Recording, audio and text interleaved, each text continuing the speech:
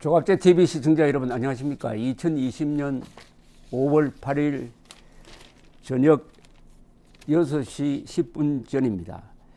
지난 총선이 끝난 바로 다음 날이네요. 4월 16일 김정란 상지대 명예교수, 노무현 세력과 친한 사람으로 분류된 시인인데, 이분이 페이스북에다가 이런 글을 올린 적이 있습니다.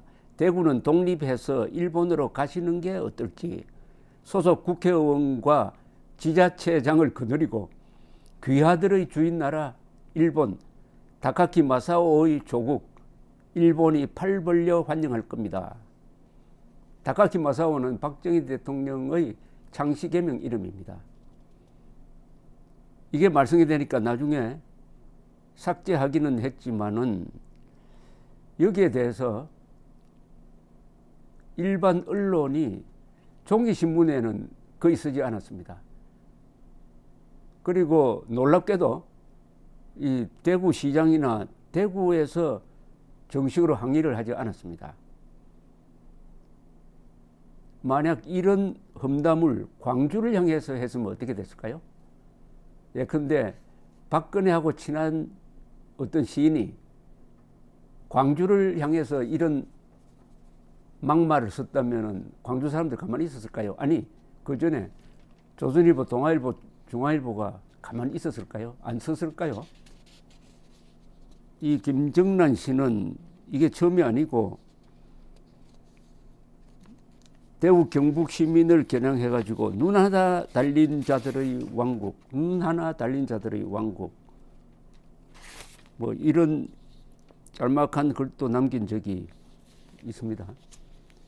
그러니까 대구 경북 지역구 25곳 중에서 민주당은 당선된 곳이 하나도 없고 24곳에서 통합당 당선, 그리고 홍준표 무소속 당선된 데 대해서 이렇게 적개심을 표현하고 있습니다. 일본을 주인나라, 대구 사람들은 일본을 주인으로 모시는 사람이다. 이런 집단 모욕을 하고도 건재할 수 있다고 하면은 뭔가 한국의 권력의 판도가 크게 호남 쪽으로, 좌파 쪽으로 기울어져 있다는 증명인데, 오늘 이 문화일보 기사에 이런 게 나와 있습니다. 검찰입니다. 검 빅4 호남 출신이 독점, 경찰청장도 19년 만에 호남서. 뭐냐 하면은 이성윤 서울중앙지검장은 전북고창, 검찰 인사 예산을 총괄하는 법무부 검찰국장 조남관 검사장은 전북 남원, 심재철 대검 반부패 강력부장은 전북 완주, 배용원 대검 공공수사부장, 옛날 공안부장입니다. 전남 순천 출신. 가장 중요한 네 자리에 호남 사람들이 있다는 겁니다. 윤 총장은 서울 출신이고, 경찰청장이 문재인 정부로 정권이 교체된 후에도 이철성 전 경찰청장이 직을 유지하다 2018년 7월 전남 영암 출신인 민감용 현 청장이 취임한, 그래서 경찰, 검찰의 핵심부를 호남이 장악하고 있다. 이런 예는 과거 정권에서도 없었다. 이명박 박근혜 정권에서는 지역 안배 차원 등을 고려 특정 지역이 검찰의 빅4를 독점한 전례가 없었다. 이렇게 보도를 하고 있습니다. 또 요사이 경상 합천 출신이지만 사실은 대구에서 학교를 다닌 이 전두환 전 대통령을 광주로 불러내려가지고 온갖 모욕을 주는 사람들 속에서 재판이 지금 진행 중인데, 그 재판이 황당한 재판입니다. 광주 사태 때 헬기 사격이 없었다는 것은 국가적 조사로 여러 번 확정되었는데, 헬기 사격이 있었다고 주장하는 조비오 신부, 이분은 별세했는데 향해서 회고록에서 좀 험담을 했다고 해가지고 사자 명예훼손으로 지금 전두환, 알츠하이머를 앓고 있는 전두환 전 대통령을 그것도 광주에서 지금 재판을 하고 있습니다. 재판할 때마다 언론이 전두환 전 대통령을 모욕하고 있습니다. 전두환 전 대통령이 호남 대통령이었다면 이렇게 했을까요? 전두환 전 대통령이 경상도 출신이기 때문에 이런 대접을 받고 있는 것이 아니냐 하는 의구심을 가질 수 있는 게 이게 요새 유행하는 합리적 추리 아닐까요? 그리고 박정희 대통령이 2017년 탄생 100주년이었습니다. 그 위대한 박정희 대통령이.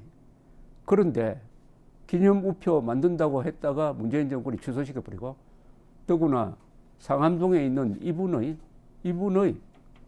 기념관에 민간인들이 만들어서 기증한 동상도 세우지 못하게 했습니다. 김대중 전 대통령한테 이런 대접을 합니까?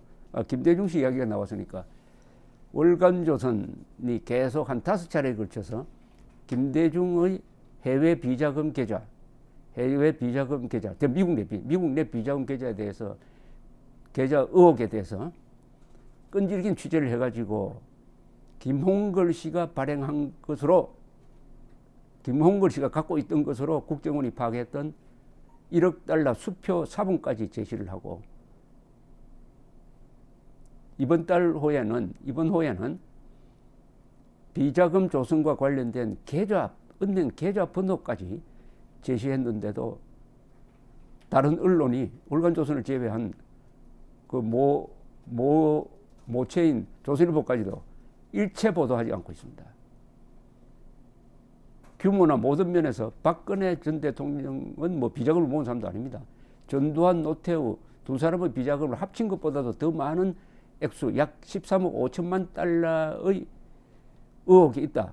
더구나 국정원, 이명박 때 국정원이 조사한 그들의 결론은 이 비자금의 존재 가능성이 높다라는 판정을 내렸는데도 한국 언론이 일체 취재를 하지 않고 있습니다. 그것은 김대중 이름 앞에 작아지는 그 김대중 씨가 바로 호남 사람이기 때문에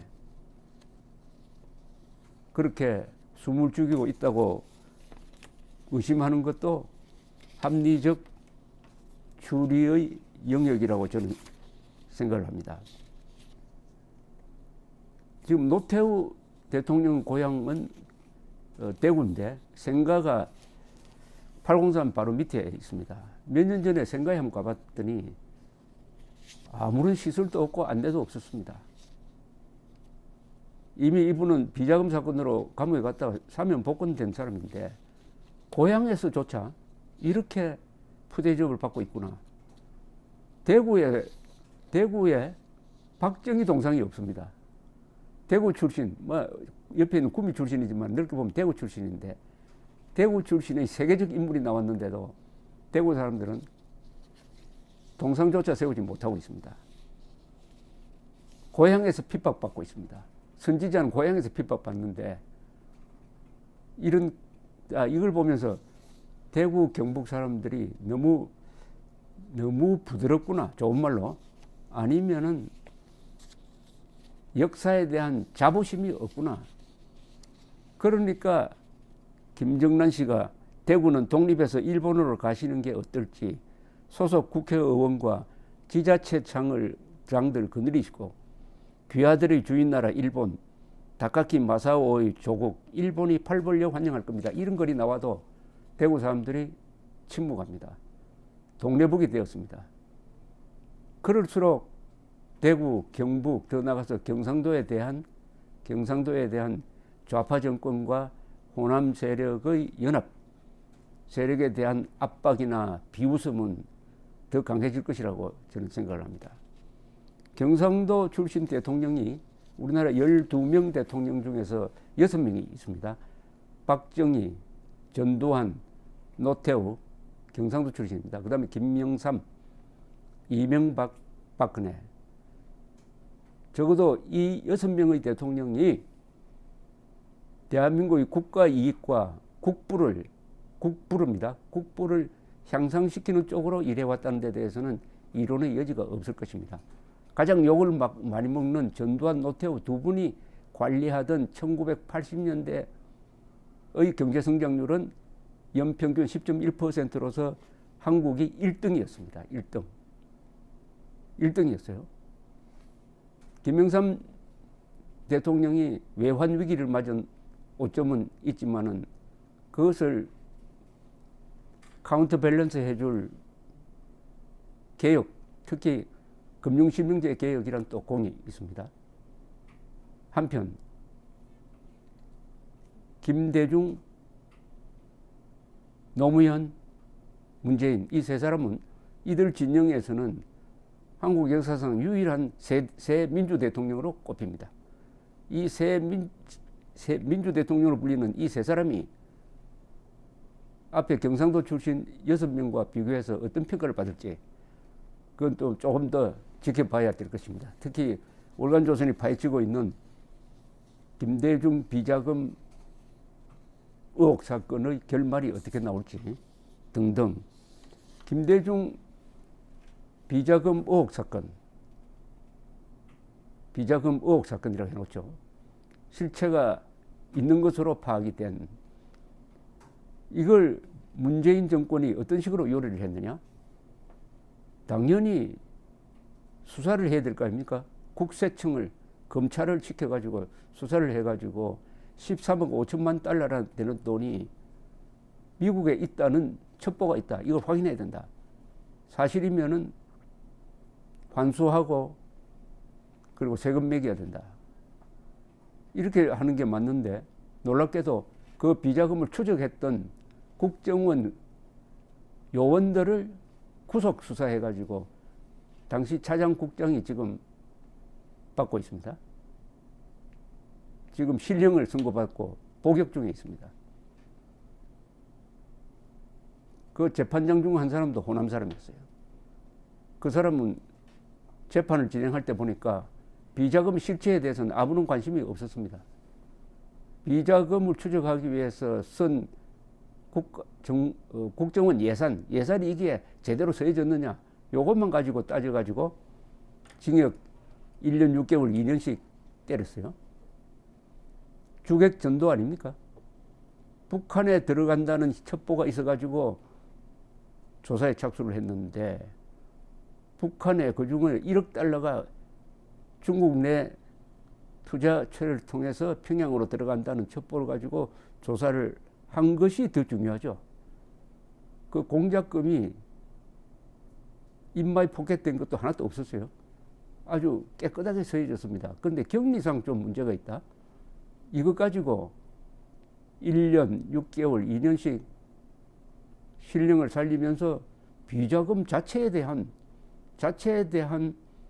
재판부의 검토는 이루어지지 않았습니다. 그러나 그게 제출된 자료를 보면은 이것은 어마어마한 의혹이 있다는 것을 알 수가 있습니다. 이것도 지금 호남 그리고 좌파 연합 정권의 진실 은폐라고 볼 수 있는 것이 아니냐 하는 충분한 합리적 의심이 간다 이런 이야기입니다. 자, 그러면은 우파가 제기하려고 하는데 일단 순서는 경상도가 단결해야 됩니다.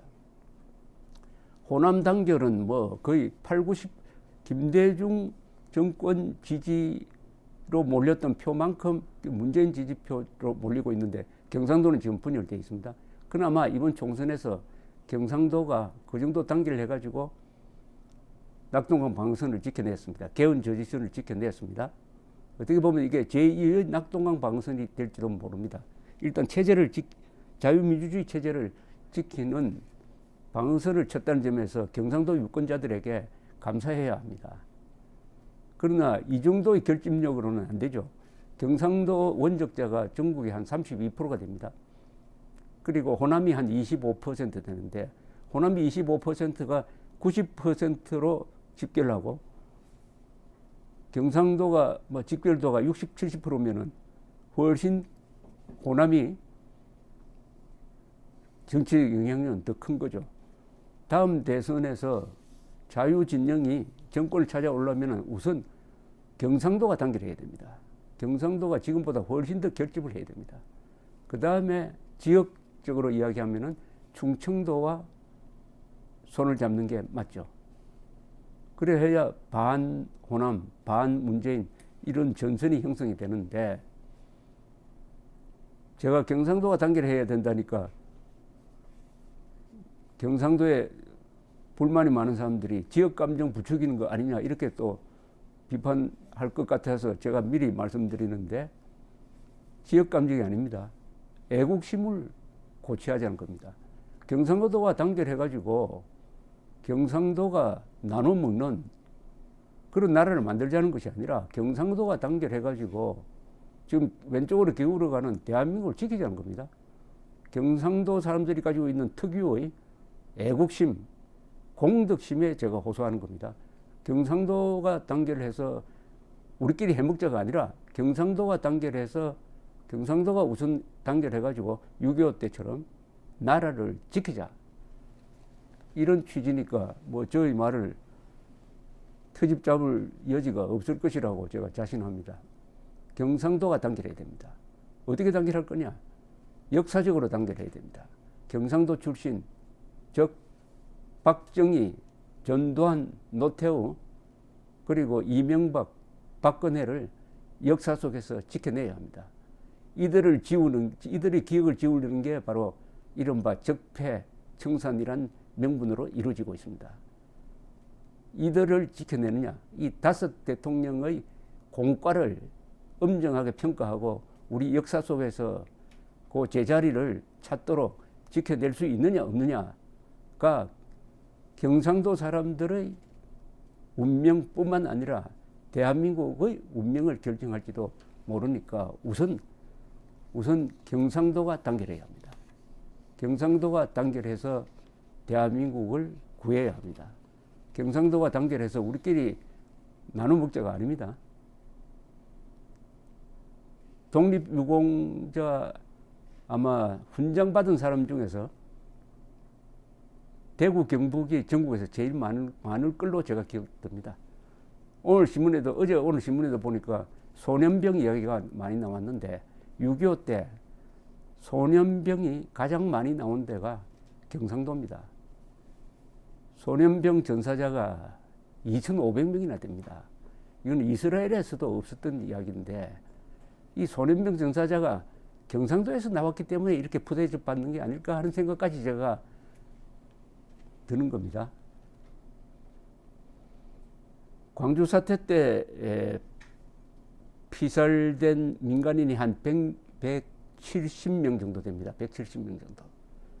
6.25 때 목숨 바쳤던 약 2,500명의 소년병에 대한 대접과 광주 사태 희생자에 대한 대접을 비교를 해보면은 오늘 경상도와 전라도의 힘의 차이를 알 수 있을 것입니다. 무엇보다도 경상도 사람들이 책임입니다. 경상도에서 경상도 출신 대통령을 지켜주지 않으면 아무도 대신 지켜줄 사람이 없습니다. 박정희, 전두환, 노태우, 그리고 김영삼, 이명박, 박근혜를